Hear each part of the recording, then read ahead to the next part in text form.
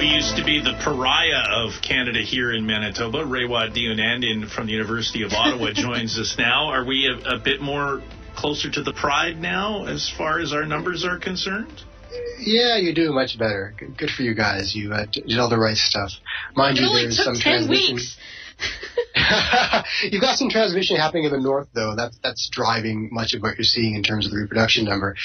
So you've got some regional issues, but in general, it looks like Manitoba is being responsible. And I think Manitobans should congratulate themselves on hanging in there and sacrificing for each other. Sports in 3 minutes here on 680 CJOB with Christian O'Mell.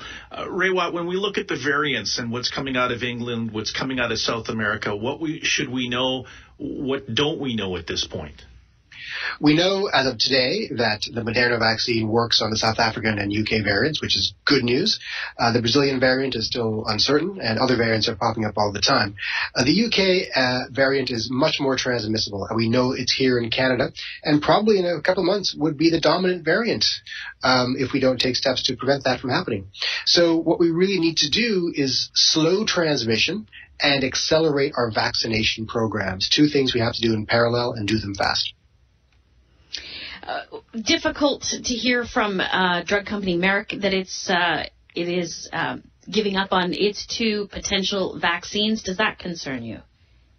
It's not good news. It takes 2 weapons off of our plate in this battle against this virus.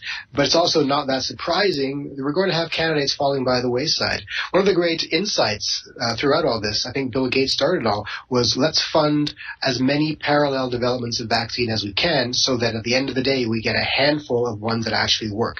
Unfortunately, Merck's are not the ones that actually work. What I'm hoping is that some negotiation is happening so that maybe the Merck manufacturing capacity can be lent to Moderna and Pfizer to increase the rollout of their vaccines. I don't know what the technological areas might be. Yeah. I mean, it might not be possible technologically, but I'm hoping that's being explored. And I guess that's proof that science works, and the fact that, if it doesn't work, they want to move on and perhaps look at treatments. And I do want to focus on the North.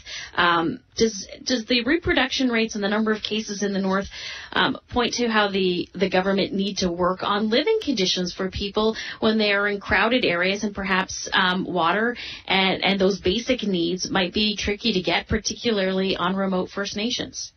Oh, absolutely. We're talking here about these social determinants of health. And this pandemic has revealed so much, including how much the determinants of health matter. We can harden our population against this kind of disaster if we invest in the things that make us well, including anti-poverty, better shelter, job security, access to the basic standards of living. This should be a rallying cry for all those who care about equity, because it matters. It makes us resistant to these kinds of crises. Raywat Deonandan, I appreciate your time. Thanks so very much. He's from the University of Ottawa.